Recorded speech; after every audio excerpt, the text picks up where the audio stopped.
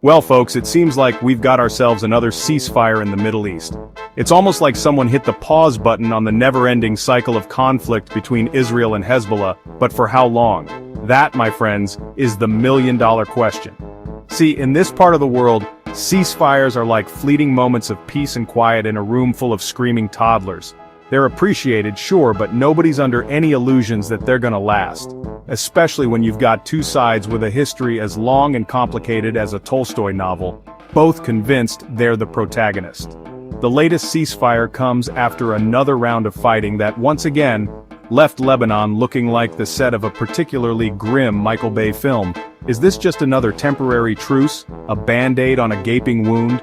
Or could this be, dare I say it, a glimmer of hope in a region that's seen more than its fair share of darkness? Stay tuned, folks, because this roller coaster ride of geopolitics is far from over.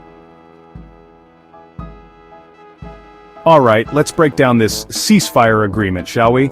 It's like trying to decipher the instructions for assembling IKEA furniture after a bottle of Manorak wine, confusing, potentially frustrating, and with a high probability of things not quite fitting together the way they should. On paper, it sounds simple enough. Both sides agreed to stop lobbing explosives at each other.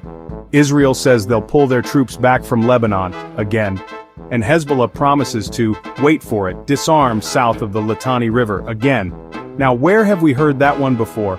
Oh, right, every other ceasefire agreement since the dawn of time. And then there's the international community, riding in on their white horses, or maybe just a fleet of UN vehicles, to monitor the situation. Because nothing says peace and stability like a 5-country committee with the power to observe and report, but not really do much else. But hey, let's not be too cynical. Maybe, just maybe, this time will be different. Maybe this ceasefire will actually hold, and peace will finally blossom in the Middle East like a rose in the desert. Time, as they say, will tell. Ah, the Middle East. A region so fraught with tension, it makes a Thanksgiving dinner with your crazy uncle seem like a relaxing day at the beach. And what would a good Middle Eastern conflict be without its cast of colorful characters, each with their own unique blend of history, grievances, and motivations?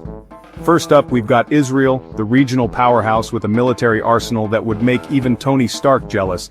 They're all about security, understandably so given their history. But sometimes one man's security is another man's occupation, or disproportionate response, depending on who you ask. Then there's Hezbollah, the Lebanese Shia militant group that's also a political party because why make things simple? They see themselves as the defenders of Lebanon against Israeli aggression. And let's not forget the United States, the self-proclaimed leader of the free world and Israel's biggest cheerleader. Finally, there's Lebanon, the long-suffering host of this geopolitical drama. They're just trying to rebuild their country after decades of conflict, which is a bit like trying to do a jigsaw puzzle while riding a unicycle on a tightrope.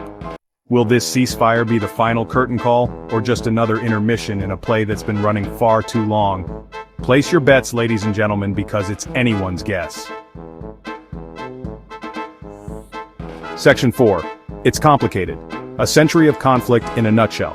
Trying to summarize the Israeli-Palestinian conflict is like trying to explain the plot of Inception to someone who's just woken up from a nap. It's complicated, messy, and frankly, a little exhausting. Imagine, if you will, a land claimed by two different groups of people, both with deep historical and religious ties to the region. Throw in some colonialism, a couple of world wars, and a dash of Cold War politics for good measure, and you've got yourself a recipe for disaster.